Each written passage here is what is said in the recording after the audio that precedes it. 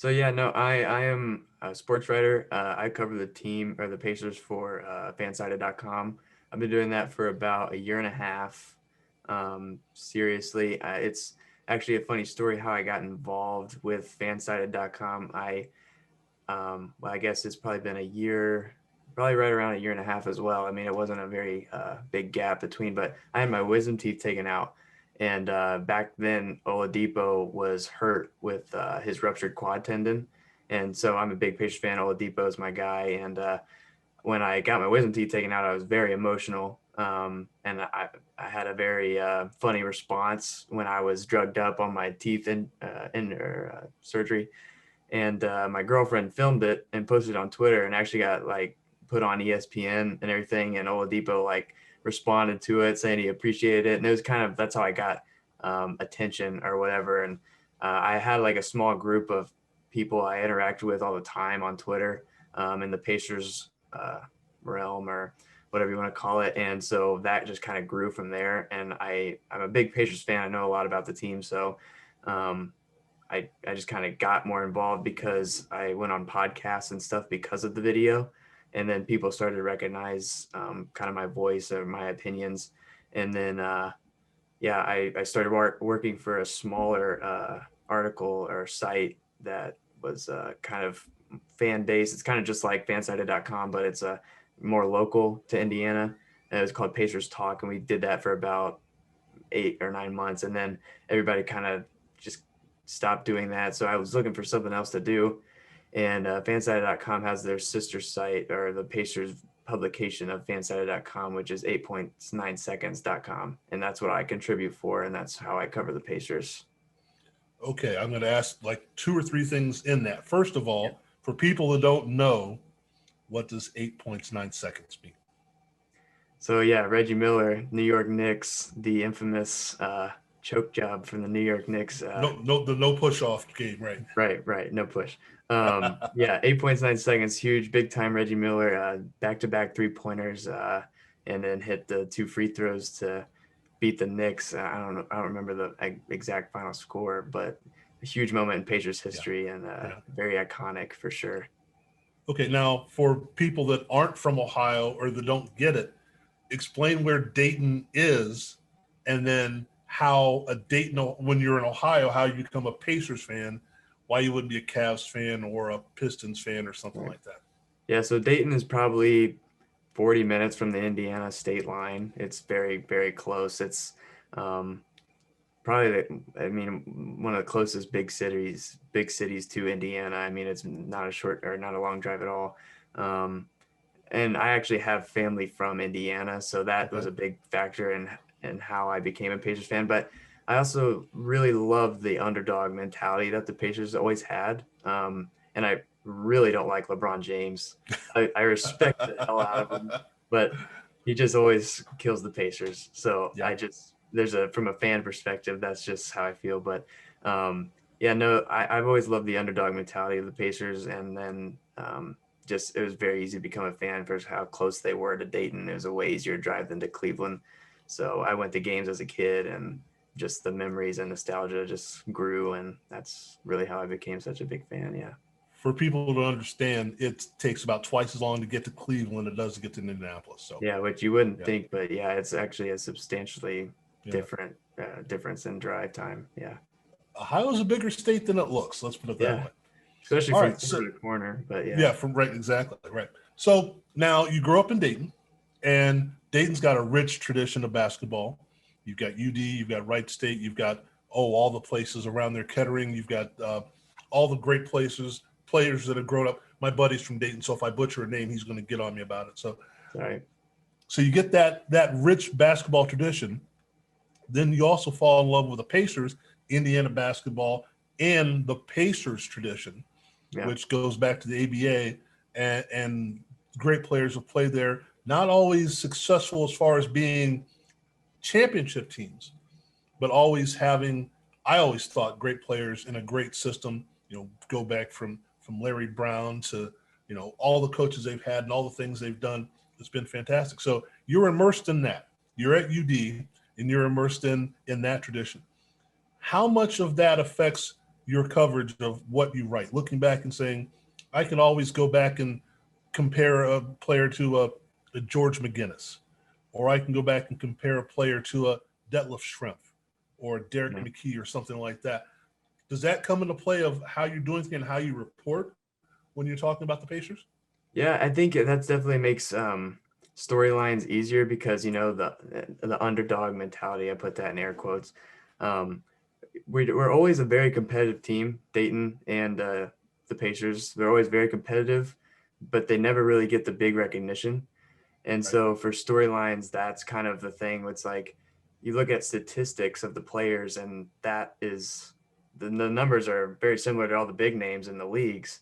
It's different in comparison to college and NBA, but the statistics from the players that we have are, we have very good players historically. I mean, you look at Reggie Miller, for example, is a very easy one for the Pacers. Never won a championship, doesn't get the, big time recognition like, Michael Jordan or Larry Bird, but should. And so when you write stories or when I cover the team, I kind of I try to push the stats to show, in comparisons like, hey, maybe the storyline going around right now isn't that UD is the best college basketball team, but we have players shooting 70% from three, Right. and this should be recognized, if that makes sense. Oh, it does, because you're comparing a lot of things. You can go back to a Chris Daniels or whatever and say, this guy had not that unfortunate thing happen to him, would have been a star NBA player, like his brother became Antonio, went to Bowling Green, that kind of thing. So, and you're looking at statistically, you're looking at Reggie Miller is now the third leading all-time three-point shooter as of 2 days ago or yesterday. Mark Jackson, I think, is second in assists or third in assists, something like that. That played a good portion of his career in Indianapolis for the Pacers. So, it's a great way of combining the past, the present, and the future, because you do have that rich history. Yeah, definitely. So, what is it that you like about? Well, first of all, so since he's moved out of town, let's go back to Oladipo, Victor Oladipo. He went to Indiana, so there's that hometown boy makes good. But was it time for him to go, or is that just the nature of the business, you think? I think from a business side of the NBA, because it's really what it comes down to, it was Right. time for him to go because he made no notice that he was, or incognition that he was going to stay. That Pacers offered him a $25 million extension, which is the most they could have offered, and he turned it down. That was reported by the former Suns GM. I'm blanking on the name on the spot, but yeah, he's offered $25 million a year and he turned it down. So that's a pretty good sign that he's not going to stay, because he's a unrestricted free agent this offseason. Right. So, he could have gone anywhere. And there was some weird reports going on in this offseason of him like saying, hey, can I come play with you to other teams? And, being buddies with the Miami Heat. That's a pretty big storyline right now that he wants to be in Miami. So I think from a business side, it was definitely the right decision to get involved with the James Harden trade. Getting a player like Karis LeVert in return for Oladipo instead of nothing is definitely huge. Right. And we already talked about how fortunate that actually ended up being. But yeah, I mean, Karis LeVert averaging 18 points a game, Oladipo off of his injury hasn't been the all-star that he was before. And he's 2 years removed now from that, and he's just now Right. getting back to that. But his shooting's stats have been lower, and his game has just changed overall. But I mean, he got traded to Houston, and his first game dropped 35 points. So he's right now he's not consistent as he was. He's kind of all over the place in shooting, and just trying to. He still doesn't play on the second night of back-to-back games. I don't know. I think that probably is just because they don't want to. They want to play it safe, because his injury was very significant. I think Right. Tony Parker had a similar injury, and it kind of pretty much ended his career. So yeah, I think from a business side, that was definitely the right decision for the Pacers. But as a fan, it was tough. It was a tough day just because he was our guy. When Paul George left, we didn't really know what we were going to get in the first, like, I think the second game he played, hit the game winner against the Spurs, then, kind of did the My City and kind of Right. just made us feel like, we had our guy, we were rolling with this for a while, and we actually also got Domantas Sabonis in that trade, who nobody knew the kind of value he was going to return. An all-star last season and doing the same thing this year. So it ended up that the Paul George trade was very beneficial. People say that when it happened, the Thunder won that trade, Right. just because they only got these guys, but it ended up being two all-stars, and that's what Indiana does. They grow players very well, and development is a very big thing. So, but back to the question, yeah, I think business side, it was the right decision for the Pacers. Well, you led me to the next question, which was, so now who is or do they need a face of the franchise? Well, yeah, I mean, that's tough because right now we traded last season, I'm pretty sure, for Malcolm Brogdon, and he has been very, very, very good. I mean, he shot 40, 50, 90. That's a very respected club when he was in Milwaukee. And the Bucks, ended up trading Eric Gordon. They could have had Malcolm Brogdon still, but they traded us, well, it was a sign and trade for Brogdon, and he's been very good. Last night, he just shot a career high 36 points. Yep. He's been solid, and on and off the court, he's shown how just how much of a leader he is. Earlier this year was the Black Lives Matter protests and everything, and a lot of NBA players use their voice, stepping up and trying to use their platform to spread their beliefs and knowledge. And I think that was huge, and something that should continue, and something he's advocated a lot for, which I think has been just awesome. You love to see that from people who have a platform, but he's a very good leader. So I think Brogdon, I mean, it's tough because face of the franchise, Sabonis has been equally as good. And, Miles Turner, he's been with the Pacers. He's our longest tenured Pacer. This is sixth season. Hard to believe. Yeah. Yeah, it's crazy. Yeah. He's the only Pacer to play with Paul George. It's like, how does that even make sense? Like, Yeah. when he was, it was like, I think a week ago we played the Clippers and Miles was out because he hurt his hand, or he just didn't play. I forget. It's been a while, but no Pacers player on the court had played with Paul George, and that just kind of blew my mind. Yeah, I hadn't thought about it like that. And you don't think that trade was more than like 3 weeks ago? Yeah, that's hard to believe. It's wild. NBA turnaround is just crazy. Well, and you're right, and that's the way the league works now. We've talked about the draft and the lottery, and how important it is to get a guy. How long do you keep a guy? And do you keep him as long as you need him to get you to the next level? So it's more, I think it's more the GM and how do they structure deals and how do they go out and obtain players. And again, Oladipo, is it time for him to go because it doesn't make sense fiscally, and maybe it doesn't make sense with the way the direction the team is going. So you look at somebody like a Brogdon who's averaging 22 and seven assists. Now you've got a point guard, which is very important. You've got Sabonis, which again I still can't look at him and not see his dad. That's just weird for me. But averaging 20 and 12, that's pretty impressive. Then you go down the list and you go, okay, who else fits in here? Well, you don't have a problem with scoring, which you would have thought would have been the problem. You're going to get points from McDermott. You're going to get points from Miles Turner. When T.J. Warren is healthy, you're going to get points from him. Yeah. So scoring isn't really necessarily a problem. It's how do they put it all together?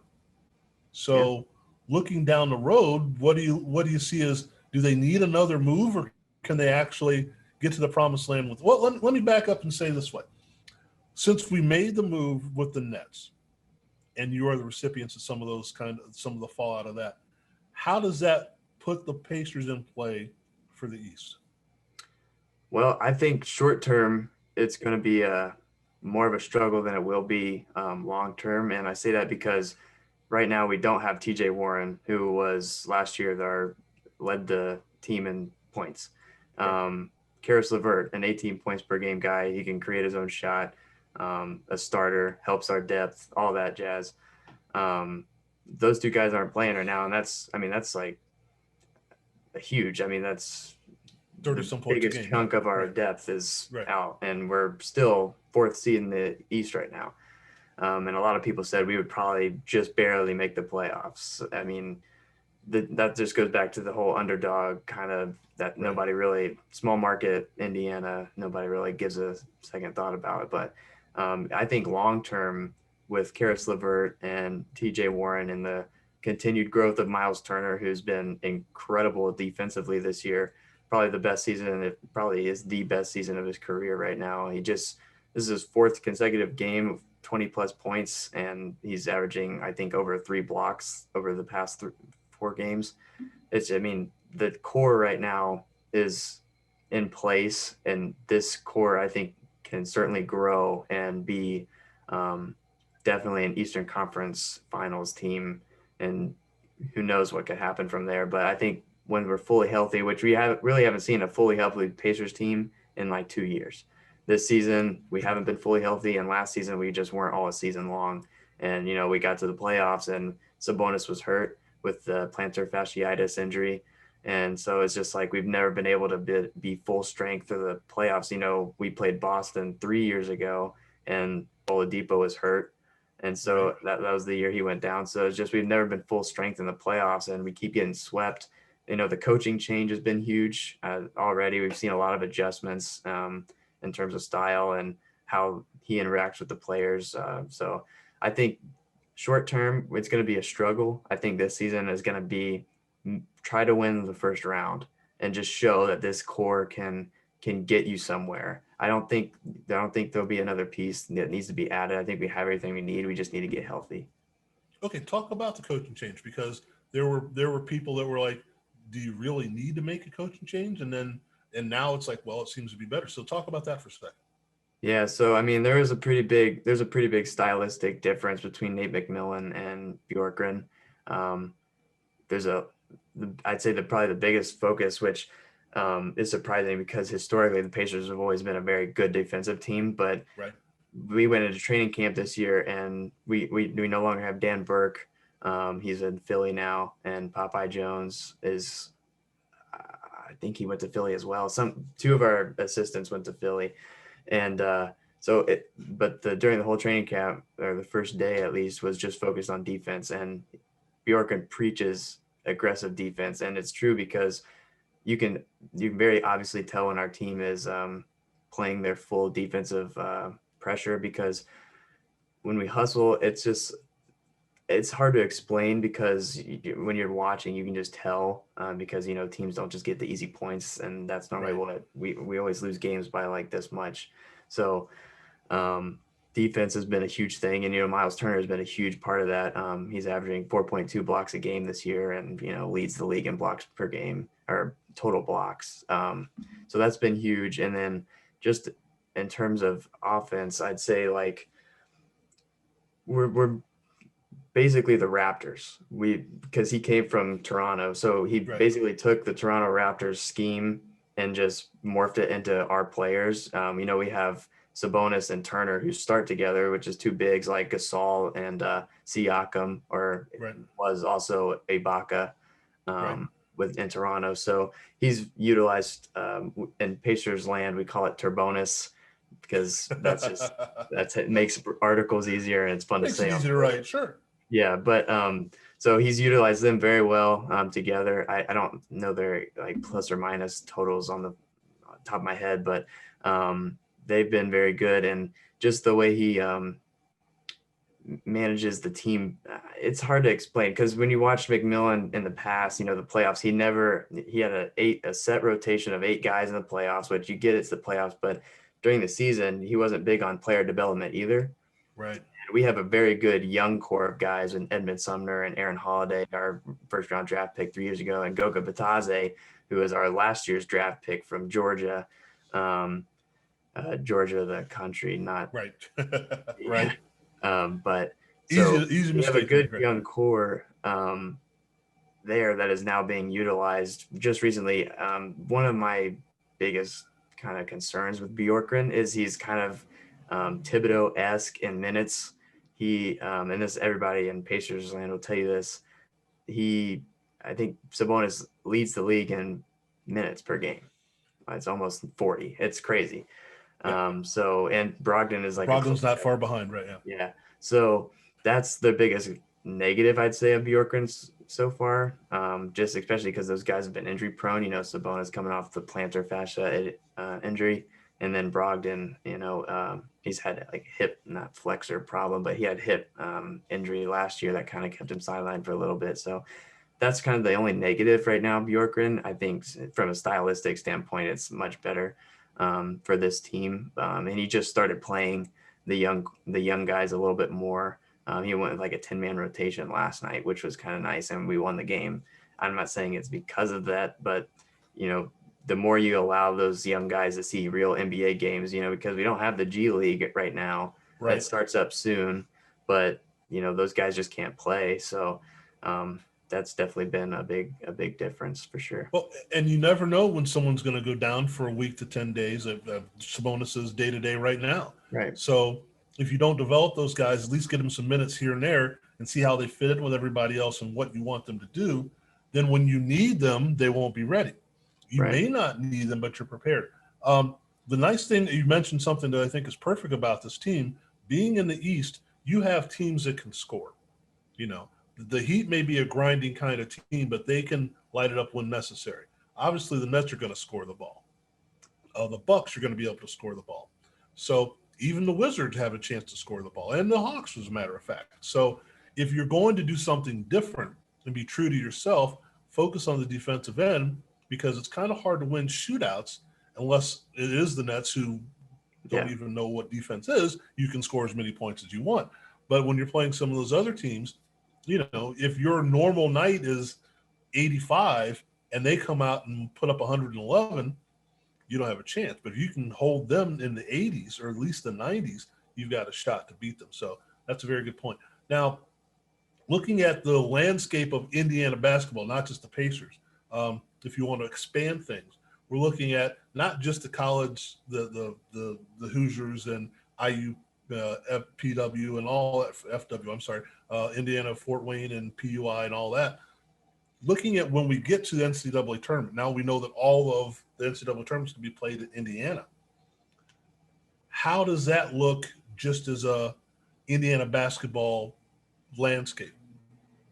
Yeah, so I mean, I haven't focused too much on Indiana University's basketball right now. I don't know like their specific record or stats, but I know the tournament for March Madness is going to be played in Indiana, which is a cool thing because A, we're getting March Madness, and B, Indiana's was supposed to host the All-Star game for the NBA this year, 2021, but because of COVID, it got canceled. But I just saw yesterday that the NBA is actually trying to play their All-Star game, but they're going to have it, I think, in Atlanta or somewhere else. So that's kind of, that's an unfortunate thing. So this is like kind of not the equivalent of the All-Star game for Indiana, but it's a cool factor nonetheless.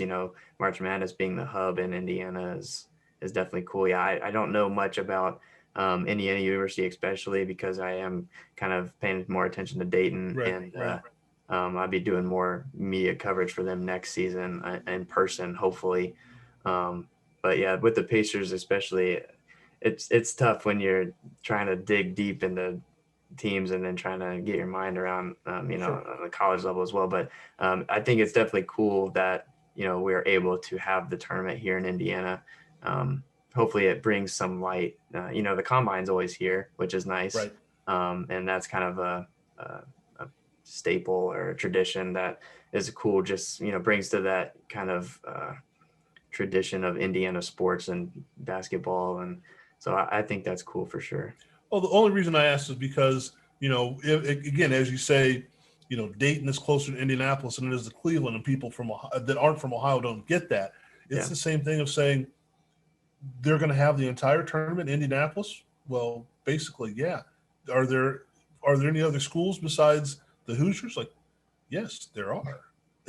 There are a lot of them, and that's what makes it so wonderful. And there aren't many places where you could do that, to tell you the truth. Yeah.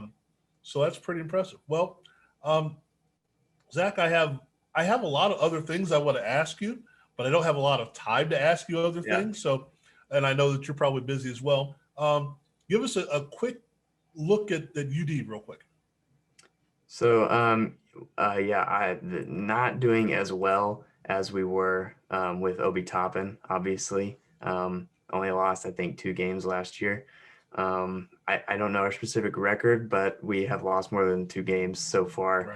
Right. I don't know if we're actually going to be, I know it's just projections right now, but I don't know if we'll actually make it to the March Madness tournament.